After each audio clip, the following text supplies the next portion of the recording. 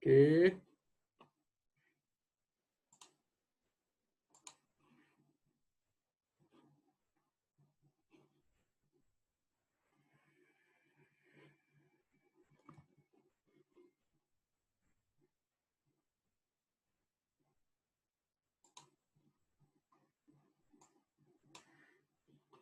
Oke, ya, ini adalah hasil yang barusan kuisnya.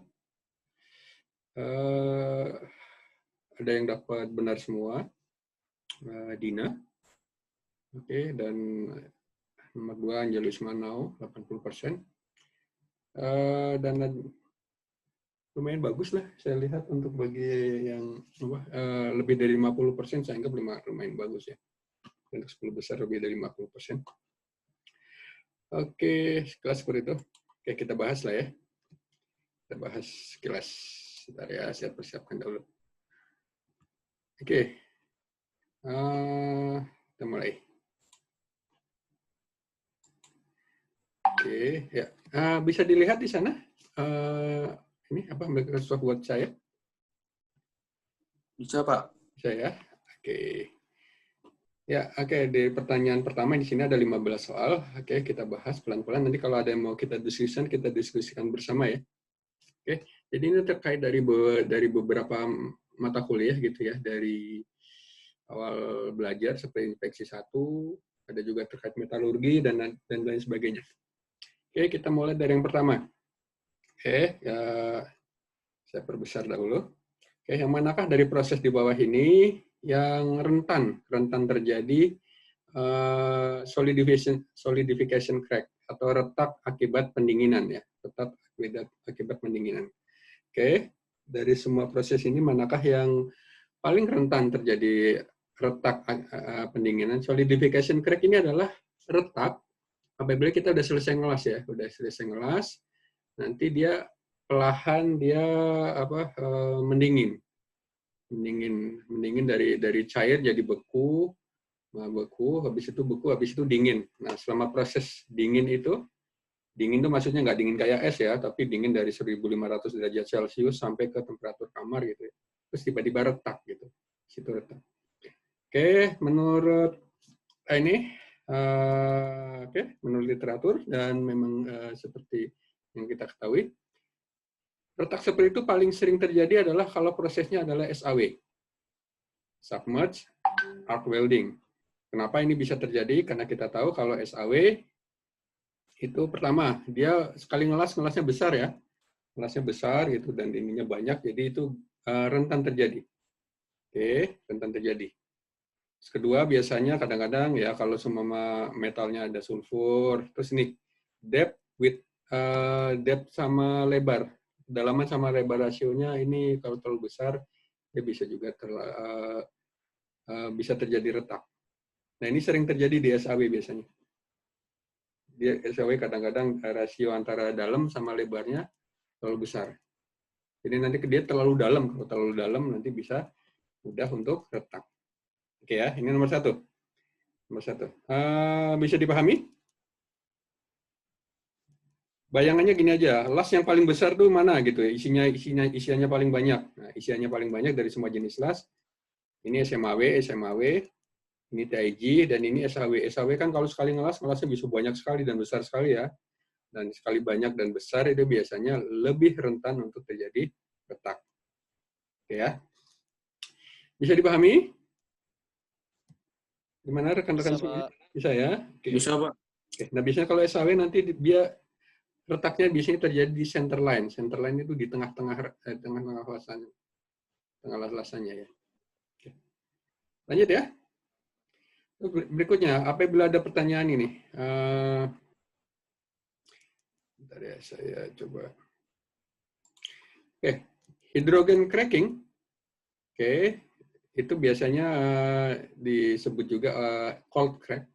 Jadi hydrogen cracking itu cold crack. Jadi ini retak yang biasa terjadi apabila kita udah selesai ngelas, udah cukup dingin ya, terus nanti dia retak gitu, tiba-tiba aja retak gitu. Dan itu biasanya jika las-lasan sudah mendingin di bawah temperatur, sudah cukup dingin di bawah temperatur Oke, menurut jawabannya adalah di bawah 300 derajat Celcius. Oke, 300 derajat Celcius. Oke, menurut dari yang di setelah searching, ada yang bilang di bawah 400 derajat Fahrenheit. Ada yang bilang di sekitar 205 derajat Celcius, ada juga yang nanti di beberapa literatur 300 derajat Celcius. Biasanya di pelajaran metalurgi nanti akan dikasih tahu biasanya di bawah 300 derajat Celcius. Oke, jadi kalau dia mendingin di bawah 300 derajat Celcius, terus tiba-tiba retak, maka retakannya kita bilang namanya hidrogen cracking. Biasanya terjadi karena hidrogen cracking. Dia retakannya retak dingin gitu, dan yang menyebabkan itu paling sering terjadi adalah hidrogen cracking. Oke. Kenapa ini bisa terjadi? Ya? Ada. Kan? Oke, ada yang mau didiskusikan di sini? Ini biasanya dibahas di mata kuliah metalurgi ya, di sini. Dibahas di mata kuliah metalurgi. Oke. Ya, ini terjadi akibat hidrogen yang tiba-tiba ngumpul banyak gitu ya, karena dia sudah cukup dingin, ngumpul banyak di satu titik, dia berdifusi, dan nanti tiba-tiba nanti jadi retak. Ini retak yang paling nyebelin gitu dari semua jenis las-lasan. Jadi kita udah ngelas bagus-bagus, sudah oke gitu ya. Terus nanti tiba-tiba aja kita tinggal pergi, atau udah atau retak gitu. Nah ini bisa terjadi kayak gitu, bisa terjadi. Terutama kalau kita mengelas di baja yang kekuatannya tinggi. Ini ya. Lanjut ya, kita ke nomor 2 ya. Nomor 2 udah ya. Sekarang yang ke nomor 3. Oke, ini. Nah ini ada hubungannya dengan yang tadi.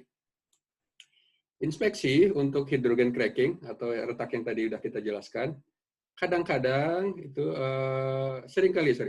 seringkali dilakukan khususnya di antara 48 sampai 72 jam atau antara 2 sampai 3 hari. 2-3 hari setelah las-lasannya selesai. Hal ini dikarenakan, oke. Jadi kadang-kadang kalau semua kita melakukan pengelasan yang kalau di situ kita khawatirkan terjadi retak hidrogen atau hidrogen cracking, itu biasanya inspeksinya dilakukan 2 atau 3 hari setelah las-lasan. Ini ada di beberapa jenis material tertentu. Bisa seperti itu. Oke, jawabannya adalah kenapa bisa seperti itu? Jawabannya adalah karena itu adalah waktu maksimum yang diperlukan oleh hidrogen untuk berdifusi. Berdifusi itu maksudnya gini ya, hidrogen itu tuh kan gas ya, hidrogen itu gas. Tapi saking kecilnya gas itu, dia bisa menyusup di logam baja. Walaupun logamnya udah padat, logamnya udah mendingin, dia bisa nyusup. Jadi bayangannya gini, kalau seumpama atom baja itu besar sekali ya, dia besar sekali, anggaplah dia seperti lapangan Gelora Bung Karno gitu ya, itu atomnya Fe. Kalau hidrogen itu sebesar kelereng, kecil sekali. Jadi satu kelereng dibanding dengan besarnya Gelora Bung Karno. Jadi makanya hidrogen itu gampang sekali menyusup di logam baja. Nah ini nanti dia bergerak itu namanya difusi.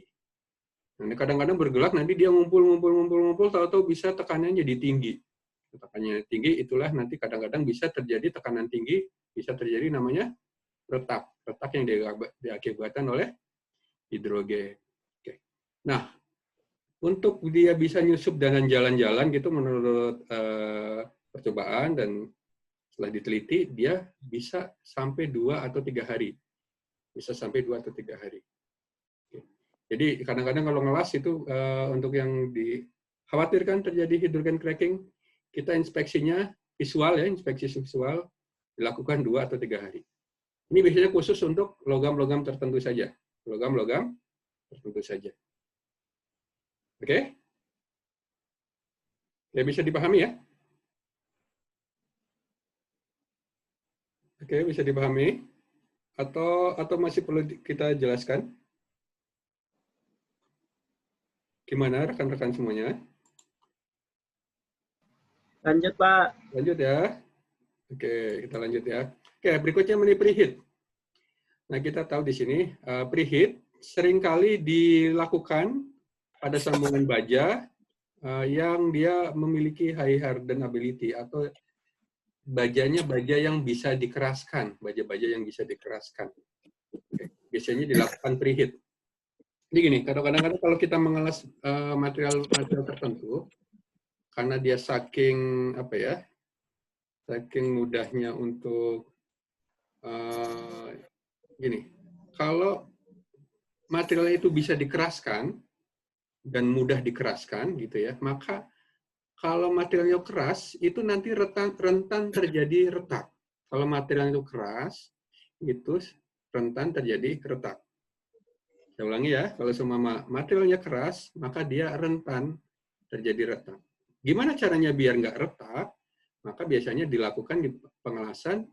Sebelum mengelas dia dilakukan preheat. Preheat dia dipanaskan di seluruh base metalnya. Jadi kalau semua nanti di sekitaran base metalnya, biasanya sekitar 10 sampai 15 cm dari sekitaran yang mau dilas dia kita kasih preheat. Oke, kasih preheat seperti itu. Apa sih gunanya preheat itu? Gunanya preheat itu, nah ini yang paling penting. Gunanya preheat itu agar, nih jawabannya yang A, agar nanti cooling rate dari bajanya dia itu bisa rendah. Cooling rate itu dingin. Maksudnya gini ya, kalau logikanya gini. Pernah ini menyiram air panas di gelas. Saya mau tanya ke rekan-rekan mahasiswa semuanya. Pernah menyiram air panas di gelas dan tiba-tiba gelasnya retak. Ada yang pernah mengalami hal seperti itu? Ada yang pernah Ada yang pernah? Pernah, Pak. Nyiram air panas ya, dan retak gitu. Pertanyaannya adalah, makasih udah dijawab. Pertanyaannya adalah kenapa bisa retak? Gitu. Pertanyaannya kenapa bisa retak? Setelah mungkin di waktu kita SD atau SMP ada yang jawab, oh dia bisa retak karena kena panas. Dan panasnya di situ tidak merata, sehingga di situ bisa memuai. Nah, bagian yang panas itu memuai setempat gitu ya. Sedangkan yang lain masih dingin. Intinya dia di situ tidak rata. Nah, itu kita analogi yang sama kalau kita ngobrolin di waktu kita pengelasan. Jadi biar bajanya tidak mudah retak, maka bajanya kita ini dulu, kita panasin dulu. Bajanya kita panasin di sekitaran itu. Biar apa? Nanti kalau dia panas semua, nanti kalau cukup panas, kita las di situ nanti dia cukup panas, dia udah bisa menerima panas dengan baik, gitu, memuai dengan baik, rame-rame bareng-bareng. Setelah itu dia nanti setelah rame bareng-bareng, dia turun ke temperatur kamal juga bareng-bareng juga, pelan-pelan dan bareng-bareng. Makanya kalau dia pendinginannya pelan-pelan dan bareng-bareng, maka nanti itulah tujuan dari preheat. Biar pelan-pelan dan bareng-bareng. Nah, preheat itu tujuan utama dari preheat agar nanti tidak terjadi retak. Gitu ya. Oke, kita udah dapat 4 soal ya. Oke, terus lanjut di pertanyaan berikutnya. Manakah dari paduan di bawah ini yang paduan yang termasuk bukan magnetik atau non-magnetik? Bukan non-magnetik. Oke, yang mana jawabannya? Yang jawabannya adalah yang benar adalah austenitic, stainless steel. Jadi stainless steel pada umumnya, dia itu kalau kita dekatkan magnet, ya, kalau kita dekatkan magnet, kalau kita dekatkan magnet, dia tidak tertarik magnet, gitu ya. Ya,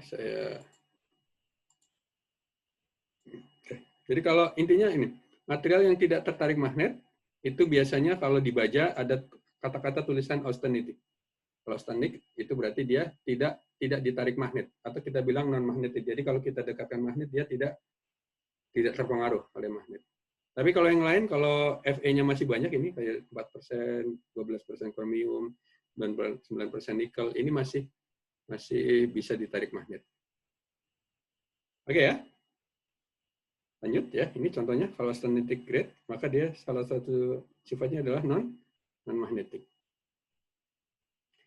Lanjut ya. Nah, sekarang ini, apakah tujuan dari Welder Qualification Test (WQT), Welder Qualification Test adalah gunanya untuk untuk mengetes si weldernya punya skill atau enggak gitu ya. Berarti yang untuk tes si weldernya punya skill atau enggak, jawabannya yang ini ya. Kalau yang lain nggak ada hubungannya dengan welder ya. Jadi kalau namanya ini kan ngetes welder namanya WQT, Welder Qualification Test. Gunanya untuk ngetes si welder. Saya rasa semua udah pada tahu ya yang ini. Saya lanjut ke berikutnya. Oke. Nah, di sini. Sebuah prosedur untuk difabrikasi, dia, ini. Jadi dikatakan di sini kalau sudah selesai ngelas, di bagian tooth atau di bagian kakinya, nanti dia diblended dengan cara digerinda dengan blended ya, blended dengan gerinda. Alasan menggunakan ini tuh seperti apa? Oke, biar ada bayang seperti ini. Jadi kalau kita di las-lasan, kadang-kadang ada prosedur di mana kalau udah selesai ngelas, di bagian pinggirnya, bagian tuh-nya ini, tuh, bagian kakinya, dia nanti digerinda dengan gerinda yang seperti ini. Ya, gerinda seperti ini.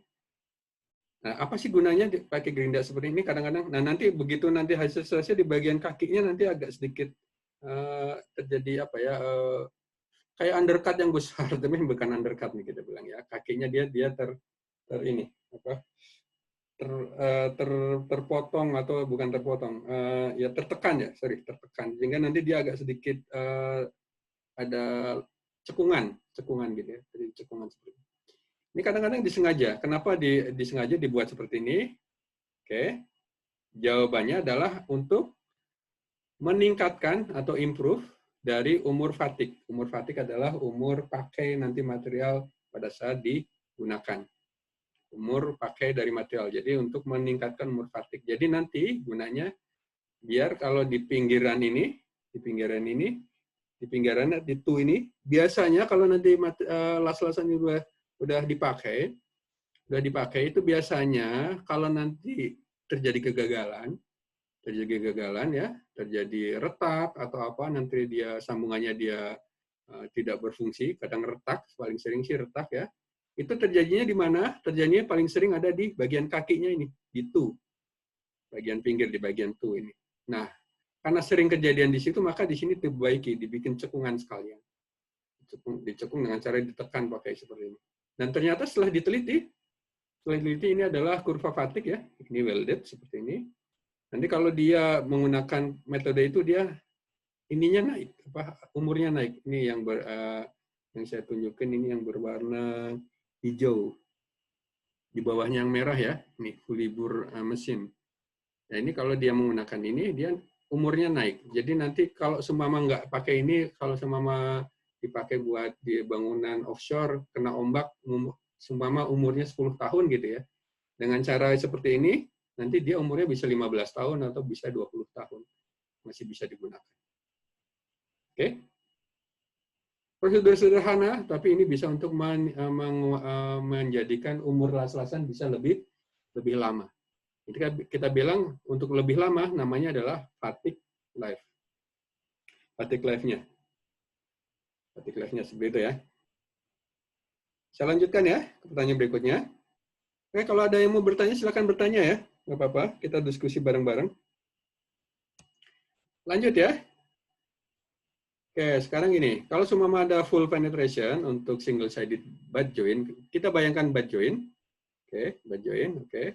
Maka di bagian bit-nya untuk penetration-nya dan profilnya itu dipengaruhi oleh ini bagiannya, jawabannya adalah root gap. Maka kita bayangkan ini ya seperti ini, dan ini profil yang bawah sama root penetration sama ini bagian paling bawah root bit-nya ini dipengaruhi oleh apa? Ini dipengaruhi oleh gap-nya. Ini gap-nya. Gap itu celah ya, celah yang ada di sini, gap-nya celahnya. Kalau celahnya cukup lebar, ya nanti kalau kelebaran gitu nanti bisa bentuk, kalau kekecilan nanti bisa juga malahan penetrasinya kurang. Nah, yang baik nanti dia sedang-sedang aja hingga nanti hasil dari bit sama penetrasinya nanti baik. Gitu ya. Ini dipengaruhi oleh root gap-nya. Oke, sampai di sini ada pertanyaan dahulu sebelum kita lanjut ke nomor berikutnya. Dipersilakan. Dipersilakan. Ya. Oke. Saya hitung 1, 2, 3. Masih pada di room ini kah? Masih, Pak. Masih ya. Masih, Oke. Pak. Oke. Lanjut ya, saya lanjut dulu ya. Oke. Nah, sekarang ini pertanyaan berikutnya. Ketika melakukan inspeksi visual di bagian root bitnya atau bagian bawah, profil yang bawah tadi, untuk sambungan V-butt join gitu, maka yang harus dicek adalah apa? Yang harus dicek, ini jawabannya ada lack of root penetration, ada hardness, ada tungsten inclusion, ada stop. Nah, berhubung ini jawabannya, pertanyaan adalah visually, jadi ini inspeksi visual. Inspeksi visual yang bisa dilakukan adalah, yang bisa dilihat adalah lack of root penetration ini. Sedangkan kalau hardness ini bukan inspeksi visual ya. Ini uji destruktif. Ya, uji kekerasan. Ini hardness. Terus tungsten inclusion kan ada di dalam ya. Inspeksi visual nggak bisa melihat tungsten inclusion. Ini harus menggunakan menggunakan radiografi. Kalau SLAC juga sama. SLAC kan ada di dalam ya, ini juga sama. Ini baru bisa menggunakan radiografi atau dengan ultrasonic testing. Jadi, kalau inspeksi visual, jawabannya adalah lack of root penetration. Jadi, penetrasi di bagian root yang kurang. Saya lanjutkan ya, berikutnya. Oke, visual inspection, inspeksi visual, oke. Nah, visual inspection untuk pada proses satu pabrikasi jadi membuat yang bagian dilas itu bisa kapal, bisa bangunan laut gitu ya. Untuk di aplikasinya maka dia harus mengcover aktivitas inspeksi itu yang benar adalah apa saja. Jawaban yang benar adalah sebelum pengelasan kita melakukan inspeksi, sewaktu dilas juga kita melakukan inspeksi, dan setelah dilas, apalagi setelah dilas, kita juga melakukan inspeksi. Jadi dilakukannya sebelum mengelas juga, materialnya itu gimana, terus fit up-nya gimana, persiapan dari elektrodanya gimana, segala macam itu termasuk sebelum mengelas. Itu harus dicek. Setelah itu selama mengelas juga harus dicek juga. Dan setelah mengelas juga dicek juga. Walaupun nanti pada kenyataannya di lapangan kadang-kadang banyak juga inspektor yang ngeceknya setelah ngelas saja gitu ya. Kadang-kadang ada sebelum. Tapi kalau inspektor yang benar dia ngeceknya sebelum, sewaktu mengelas dan setelah mengelas.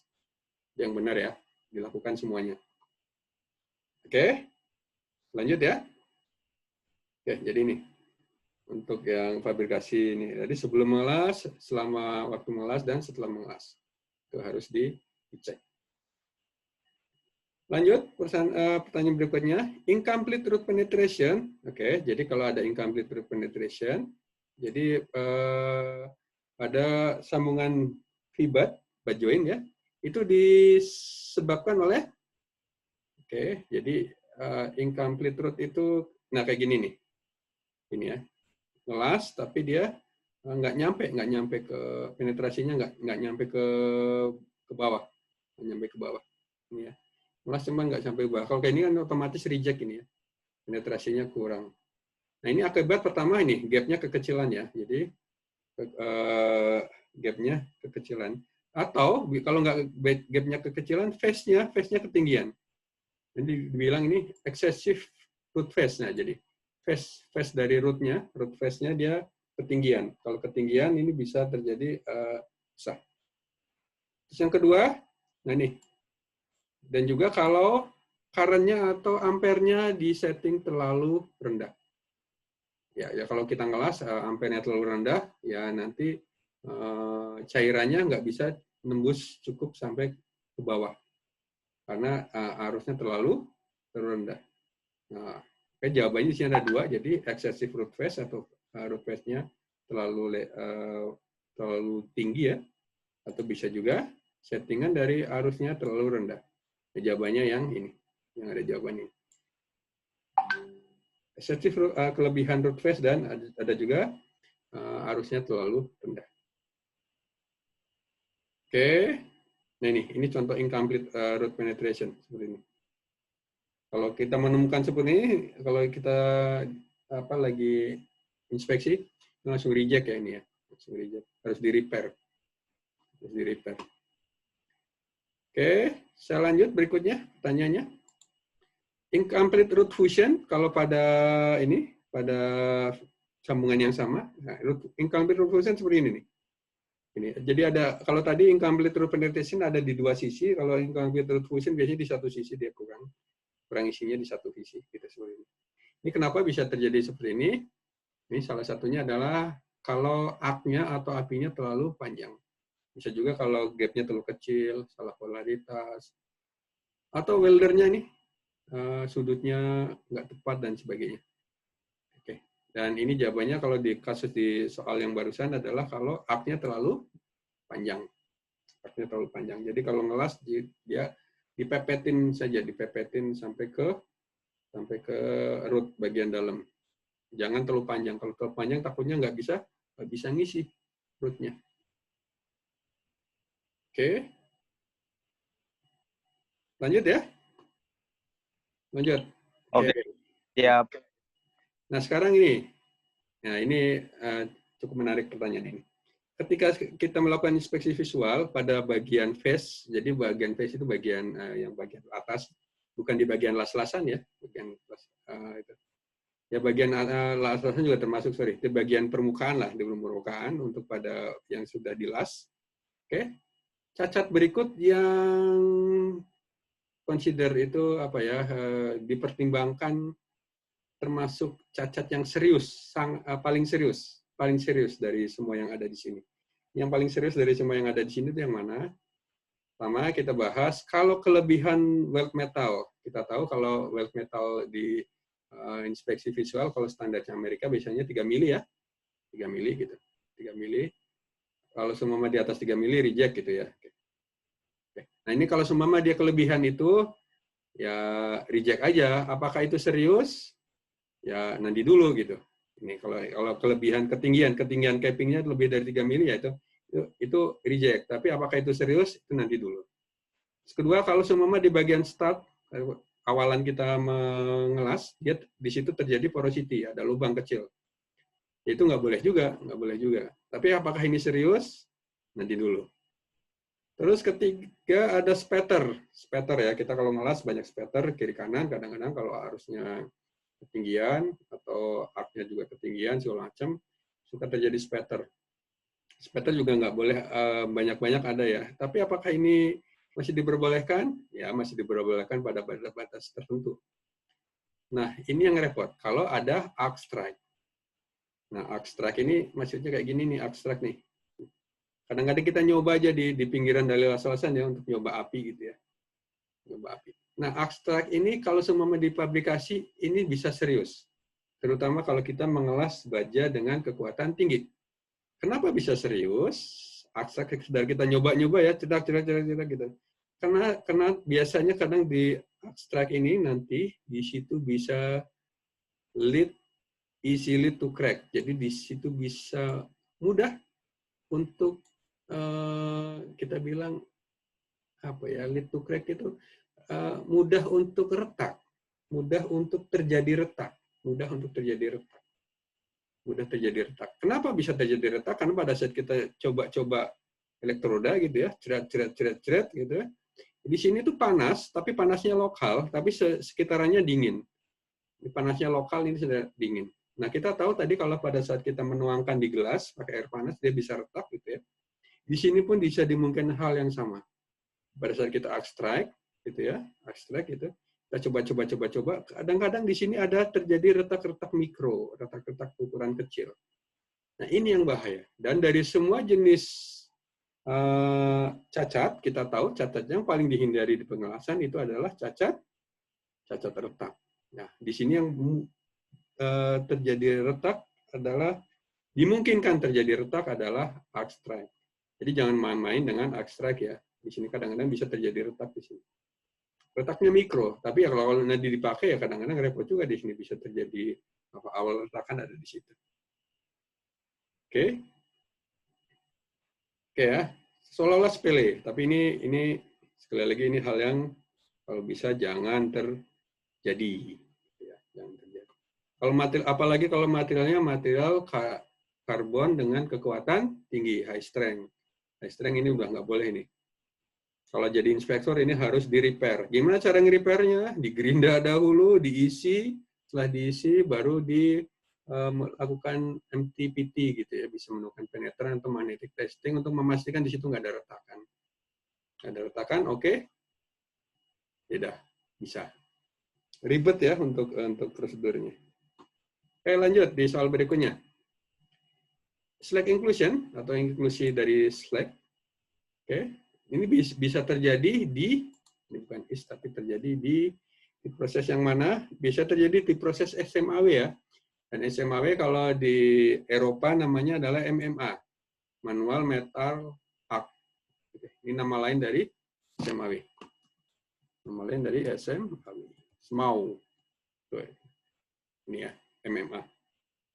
Kalau ini MIG namanya GMAW, MAG, metal aktif gas, ini dengan gas yang aktif. Oke, ini masuk jenis GMAW juga. Terus ada juga atau las lasananya. Oke, yang slack inclusion itu terjadi di las SMAW atau bahasa untuk inclusive kan dari Eropa ya. Eropa dia menggunakan istilah manual metal atau MMA. Oke, lanjut. Ini kalau MMA. Bisa terjadi slack inclusion, arc strike, velocity, undercut, dan sebagainya. Tapi di sini yang menarik adalah slack inclusion. Ini khusus buat MMA atau SMAW. Oke, sampai di sini ada pertanyaan?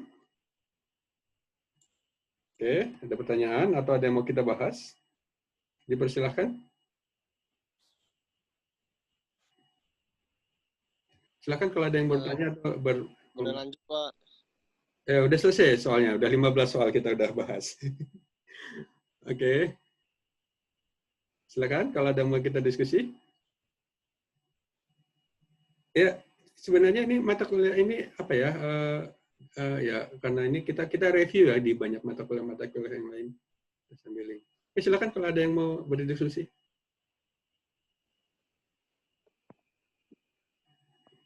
Atau cukup dulu? Oke. Kalau gitu kita cukupkan sampai di sini ya. Insya Allah kita minggu depan kita akan mulai dengan kurang lebih seperti ini juga. Kita akan coba-coba mereview kembali pengetahuan mengenai pengelasan kita selama udah di konsentrasi pengelasan dari semester 3 ya. Berarti ini sudah 3 semester berjalan. Kita coba review kembali apa yang sudah kita dapatkan. Insya Allah ini sampai UAS nanti. Ya, kita akan coba review kembali di sini. Oke, kalau nggak ada pertanyaan, saya cukupkan. Oh, ada chat ini ya. Oh, nggak ada chat. Oke. Kalau nggak ada, ya udah kita cukupkan sampai di sini ya. Kita jumpa lagi minggu depan di Zoom yang sama, insya Allah. Oke. Kita assalamualaikum warahmatullahi wabarakatuh. Selamat malam. Waalaikumsalam warahmatullahi wabarakatuh. Selamat malam, Pak. Ya, selamat beristirahat. Allahu Akbar.